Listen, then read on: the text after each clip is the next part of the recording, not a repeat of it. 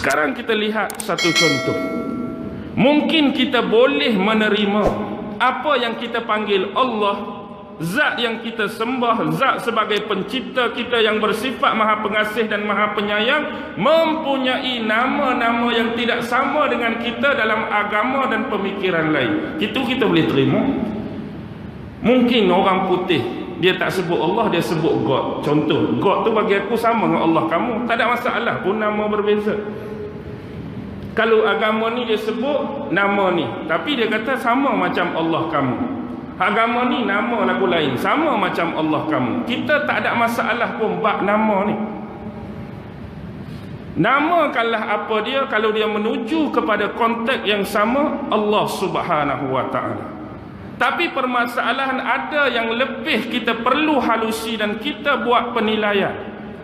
Baik, secara jujur, sebenarnya mana-mana agama pun yang ada dan wujud dalam dunia ni tak pernah pun mengajar umat dan penganut dia buat kejahatan dan keburukan. Anda setuju atau tidak? Saya jujur kita boleh terima ni tak ada agama hak suruh umat dia, penganut dia, orang hak duduk bawah naungan agama ni, kamu pi buat jahat, pi buat buruk, pi buat celaka, pi buat bencana, tak ada. Kalau ada tu bukan agama nama dia. Tu bukan agama namanya. Hak ni kita boleh terima. Semua agama nak didik orang di bawah dia, penganut di bawah dia, pemeluk dia buat benda baik dan dapat menguruskan diri secara bermasyarakat, secara normal dalam lingkungan manusia. Tetapi hakikatnya kita perlu kembali pada zaman lampau. Ingat lagi dah apa sumpah iblis pada Allah. Aku sesekali tidak akan pernah berhenti untuk menyesatkan anak-anak Adam. Iblis tak akan pernah berhenti. Dia tak pernah putus asa. Dia tak pernah futur. Dia tak pernah letih pun. Sebab dia tahu dia tak mau berseorangan di dalam neraka kelak. Sekurang-kurang inilah peluang di zaman dan di waktu ini untuk mencari seberapa banyak pengikut-pengikut yang boleh menyertai aku. Sekurang-kurangnya aku tak sepi, tak sunyi, tak kesunyian dalam neraka kelak seorang-seorang. Jadi berhati-hatilah. Bila kita lihat masalah moral dan sosial sekarang, ada yang minum arak, ada yang buka aurat, ada yang berzina, ada yang membunuh, ada macam-macam kerosakan masalah sosial. Tetapi bila ini wujud dan muncul, agama mana yang kita nak salahkan? Agama mana yang kita nak salahkan? Semua ni ada agama, semua ni ada akidah, semua ni ada pegangan, dan semua agama ni ajar kebaikan. Tak ada hak ajar buruk. Yang jadi terlepas jadi buruk ni pasal apa? Hak jadi terlepas yang jadi buruk ni sebenarnya jiwa mereka, nafsu mereka, pendirian mereka sudah terkeluar daripada acuan ajaran agama. Contoh, paling mudah kita berjalan melalui satu-satu lorong atau kawasan. Kita tengok ada sekelompok lelaki sedang minum arak. Kita pi pula depan sikit, lorong tu berpakat, berzina, dan ada yang rogoh perempuan. Kita iling kepala. Pi lagi, ada yang tengah memeras ugut orang. Pi lagi, ada yang baru selesai bunuh orang. Pi lagi, ada yang duk berjudi. Pi lagi, ada yang duk tikam toto dan sebagainya. Contoh mudah.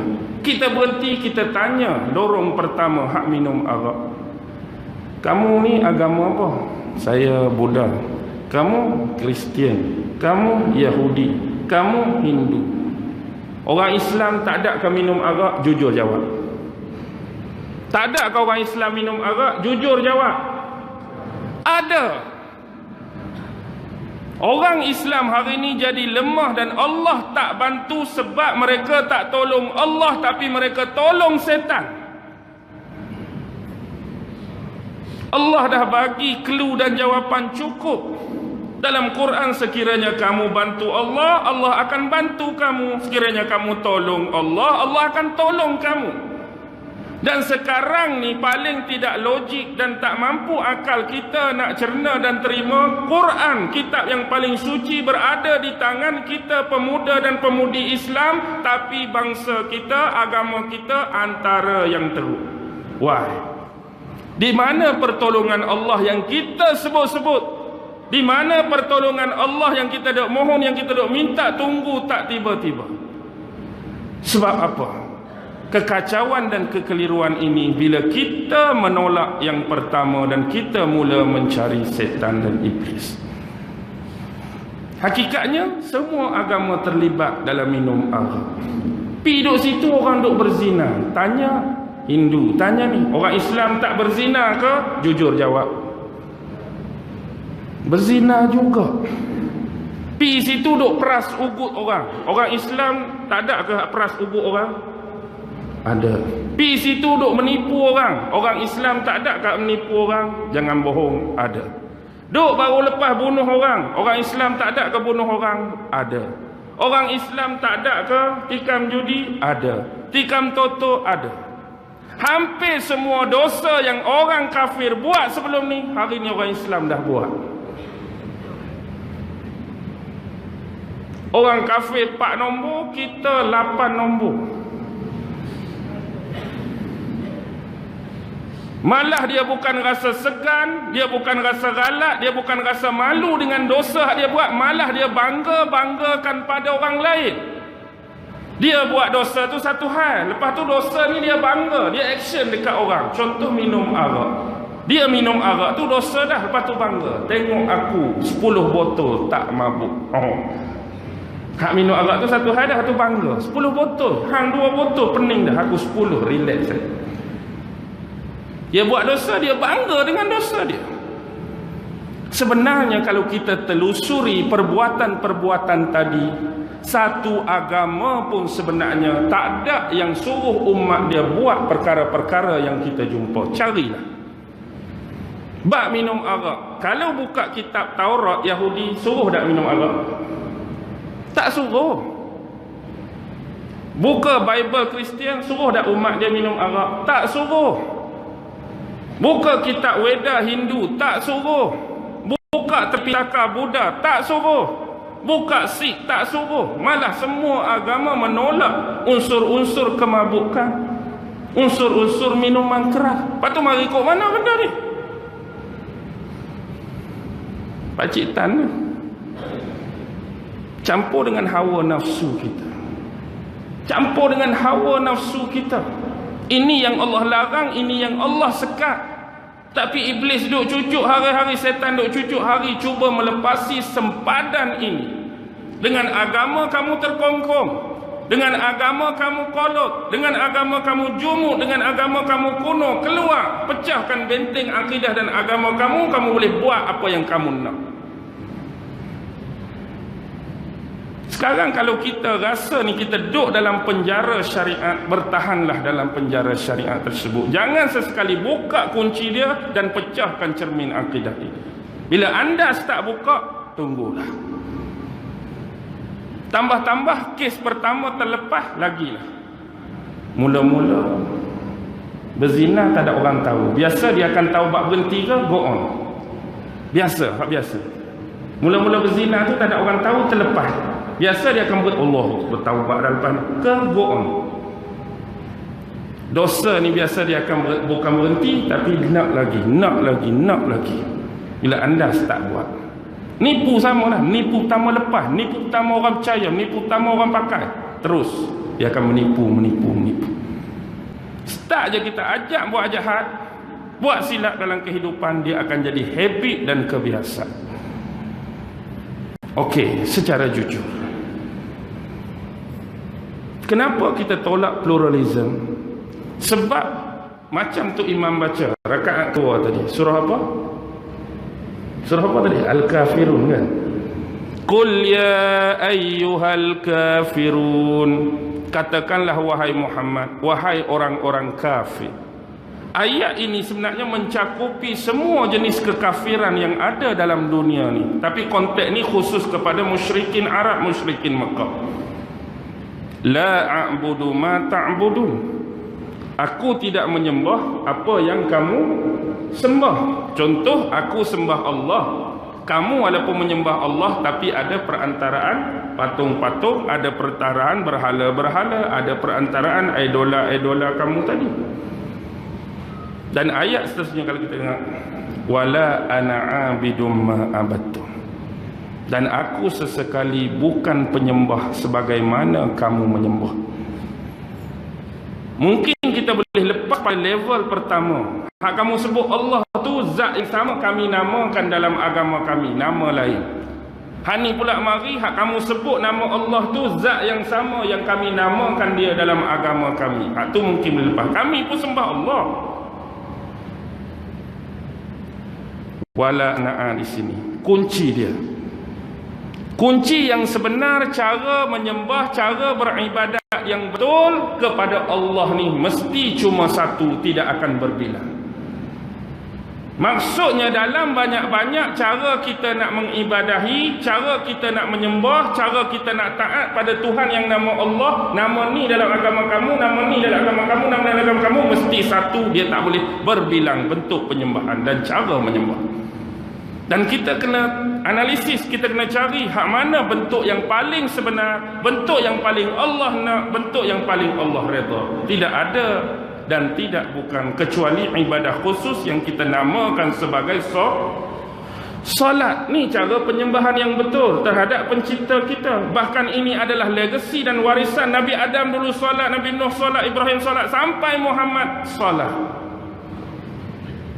Tapi nama lain Allah juga mari-mari ada patung, mari-mari ada batu sebelah, mari-mari ada berhala juga, mari-mari ada kayu juga. Kok mana? Inilah toleransi syirik. Kita tak ada kompromi tentang ini. Walaupun hak tu sama, hak ni ada benda ni tertolak. Hak tu pula jenis masuk rumah ibadat, duduk atas kursi baca buku kecil, lepas tu menyanyi sekali-sekala. Sama ke tak sama? Tak sama. Kita menolak. Hak ni pula duduk di Wailing Wall, tembok harapan. Terima ke tak? Kita menolak. Hak ni pula cucu colok, cucu colok, zuzu. Terima ke tak? Anda rasa ni berbahaya untuk diterima oleh Allah dengan kepelbagaian bentuk penyembahan. Seolah-olah, walaupun gambaran ini mungkin dianggap sebagai biadab dan kurang ajar. Sebagai contoh, orang Islam pi tengok lalu kat masjid, tunduk, rukuk, bangun, tunduk, rukuk, bangun, salat. Bolehlah, aku terimalah, kesian duduk rukuk, tunduk. Pi lalu kat ni duduk baca rukuk, sebut nama aku juga, bolehlah. Pi kat ni duduk cucuk colok, kesian sangat. Bolehlah. Tuhan yang satu ni, hak cipta semua ni, dia tengok lagu ni, bolehlah terima pakai semua. Kalaulah Allah terima pakai semua bentuk penyembahan dan peribadatan pada dia, anda rasa anda nak meletihkan lagi tak diri anda solat 5 waktu? Kecuali cari ibadat yang paling mudah, cucuk colok. Pasal apa ni tak semayang dah ustaz, berhenti duk cucuk colok. Hak ni pun Tuhan terima, buat apa aku nak letih-letih? Hak ni pun terima, tak payahlah buat hak payah tu. Ambil hak mudah. Jadi orang kita buat hak mudah lah. Pasal apa nak buat hak mudah ni? Tuhan terima. Hak tu Tuhan terima. Hak tu Tuhan terima. Hak ni 5 kali sehari kena mari. Hak tu hari Ahad saja. Baik pi hari Ahad saja dah. Berapa pi hari Ahad saja? Tuhan terima juga. Jangan kata aku bagi pendapat. Hak tu lah. Sekali je seminggu. Dah sama. Dah Tuhan terima. Orang akan cari paling mudah, paling senang, paling simple untuk beribadah pada dia. Dan ini tak masuk akal. Sorry to say dah. Tak akan pernah masuk akal. Jadi mesti ada satu pengibadahan yang sebenar. Tengok pada konteks ayat ni. Sebenarnya kenapa ayat ni turun? Sebenarnya orang-orang kafir musyrikin Mekah pergi minta pada Nabi. Dah Nabi sembah lagu ni, dia sembah lagu ni, dia minta apa dekat Nabi? Kita akan gilir setiap tahun secara berkala. Contoh tahun ni Muhammad, kita akan sama-sama menyembah Tuhan kamu. Kami pun tinggal hak kami sembah, kami akan ikut cara menyembah Tuhan kamu. Tahun depan tukar pula, kamu kena sembah apa yang kami sembah. Tahun depan sekali lagi kamu kena sembah, kami kena sembah, hak kamu sembah. Kita tukar-tukar, kita gilir-gilir.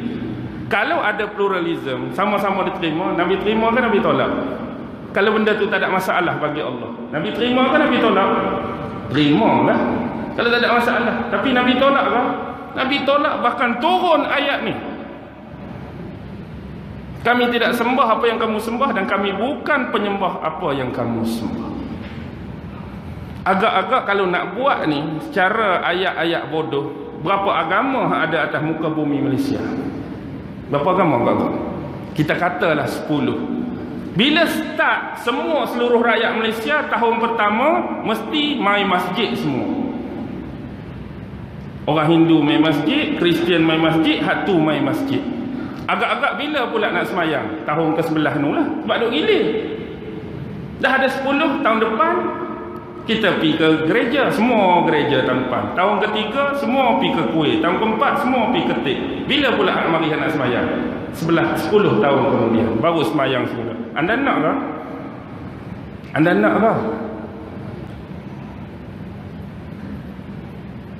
Jadi berhati-hati dengan toleransi syirik. Jangan pandai-pandai nak menyamakan, nak meneutralkan agama kita hak suci ni sama dengan agama lain. Tidak sekali-kali.